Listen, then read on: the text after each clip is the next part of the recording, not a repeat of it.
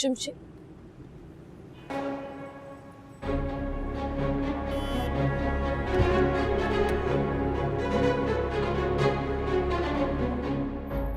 पहचाना मुझे?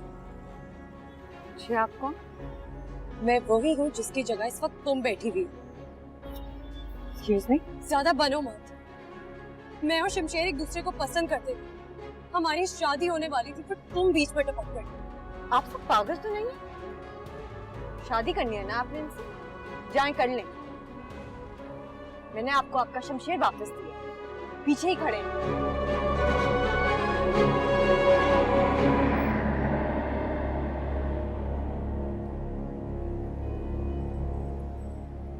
हाय शमशेर। हम दोनों एक दूसरे को नहीं, सिर्फ तुम मुझे पसंद करती थी। मेरी शादी हो गई है, इस बात का इनका ख्याल रख। शादी हो चुकी है तो फिर लोगों को बता क्यों नहीं देते हो? छुपा कर क्यों रखा हुआ है? लायक नहीं है ना सोसाइटी में दिखाने के? या फिर लोगों को जवाब क्या दोगे कि मरी हुई लड़की जिंदा कैसे हो? जुबान पर काबू रखो। ये लोगों की जबानें बंद करवाओगे? लोगों की जुबानें बंद करवाऊं या ना करवाऊं, अगर तुम फौरन यहाँ से दफा नहीं हुई ना तो तुम्हें जरूर गायब करा दूंगा। मैं जा रही हूं, लेकिन मेरी एक बात याद रखो, तुम्हें एक ना एक दिन मेरी कदर जरूर होगी, याद रखो।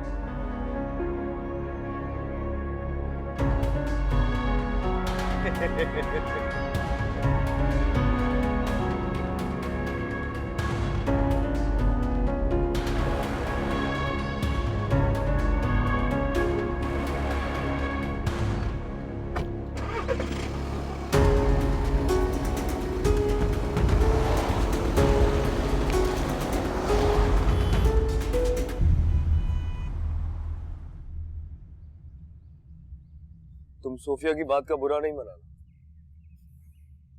किस बात का बुरा मनाओगी?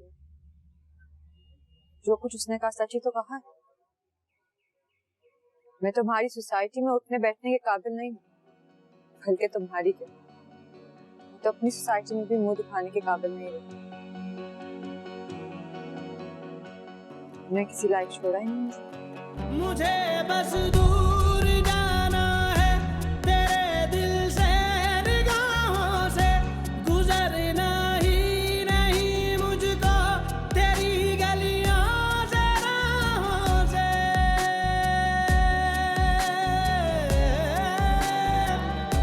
तेरी मर्जी तेरी मर्जी तेरी मर्जी तेरी मर्जी, सुनी ना दिल की एक अर्जी, ये कैसी तेरी खुदगर्जी।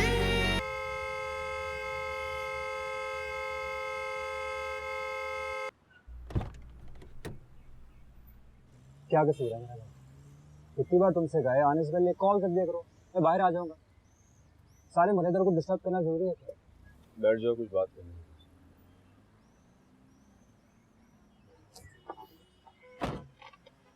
वाह भाई, बड़े दिनों बाद मेरी याद आई आज। तो शादी के बाद बड़े बड़े शेर बिल्ली बन जाते हैं। देख यार, मुझे कुछ सीरियस बात करनी है आज तुमसे। ऑब्वियसली तुम्हें मेरी याद तभी आती है जब जलील करना हो, ख्वारी करनी हो या कोई मुश्किल काम हो।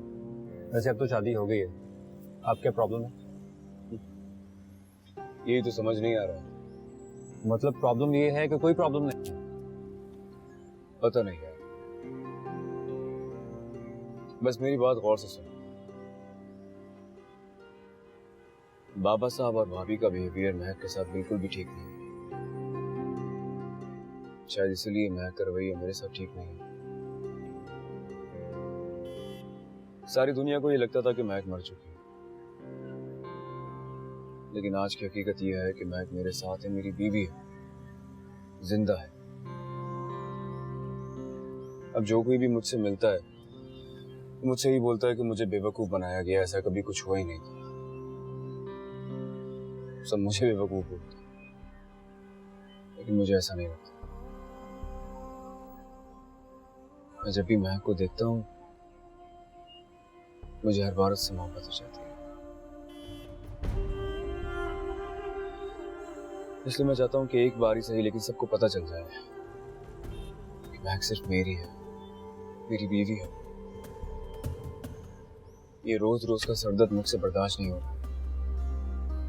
भीख में भी मोहब्बत मिले ना तो ले लो। तुम्हें तो सिर्फ बेवकूफ बन के मिल रही है, मोहब्बत मिल तो रही है। मिली तो नहीं रही है। मिल जाएगी मेरे यार, इश्क है इश्क। तुमने इतना सबको नचाया है तो तुम भी सह लो। मजाल है जो तेरे पास आके मेरा कभी कोई फायदा हुआ हो।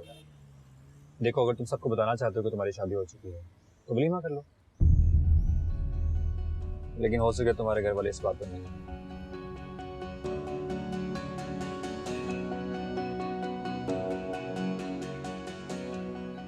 उतरो। अरे ऐसे कैसे उतरो?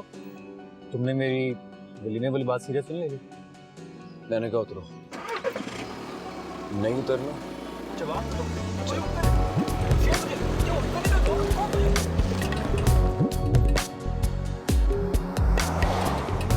मैं सोच रही थी कि शायद हमें शमशेर को समझने में गलती हो गई है। शायद वो इतना बुरा नहीं हो जितना हम सोच रहे हैं। वरना आजकल के जमाने में कौन किसी के लिए कुछ करता है बेटे। अभी मुझे समझ नहीं आ रही आप क्या कहना चाह रही हैं? मैं सिर्फ ये कहना चाह रही हूँ बेटे कि अब तो तुम्हारा निकाह हो गया है ना। भूल जाओ पुरानी बातों को और नई जिंदगी की शुरुआत करो, अपनी जिंदगी बनाओ। अभी कल ही तो आप मुझे कह रही थी कि शमशेर के वालिद ने बाबा से खुला की बात की। हाँ की है, लेकिन देखो ना शमशेर तुमसे कितनी मोहब्बत करता है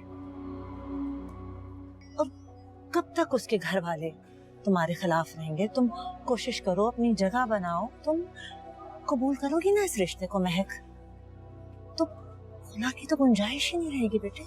अम्मी मुझे यकीन नहीं आ रहा कि ये सब बातें आप कर रही हैं। आप भूल गई ये सब कुछ? क्या कितनी तकलीफें दी थी।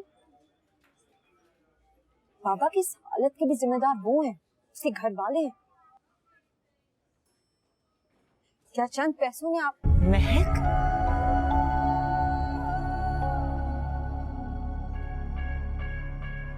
अस्सलाम वालेकुम। वालेकुम अस्सलाम बेटे। चले? सॉरी पूछना भूल गया, अंकल की तबीयत कैसी है? बेहतर है। तुम्हारा बहुत शुक्रिया बेटे। अगर तुम वक्त पे पैसे ना देते तो उनकी सर्जरी ना होती।